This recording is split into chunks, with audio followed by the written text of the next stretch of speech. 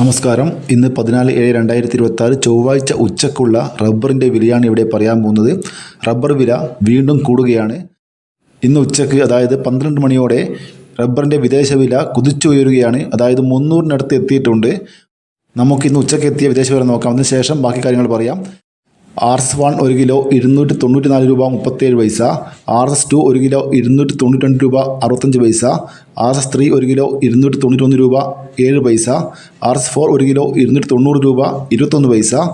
RS5 1 kilo 289 രൂപ 77 പൈസ. അതായത് ഇന്നലത്തെ വൈകുന്നേരം അപേക്ഷിച്ച് റബ്ബർ വിദേശ വിലയിൽ 2 രൂപ മുതൽ 3 രൂപയുടെ വർധനവുണ്ട്. അതായത് ഇന്ന് വൈകുന്നേരം റബ്ബർ വില വർദ്ധിക്കാൻ സാധ്യതയുണ്ട്.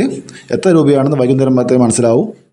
റബ്ബർ വില മാത്രമല്ല, ഒട്ടുപാൽ, ലാക്ടസ്, ലൂസ്, ലോട്ട് മുതലായ സാധനങ്ങളുടെ വിലയിലും വലിയ മാറ്റം വരാൻ സാധ്യതയുണ്ട്.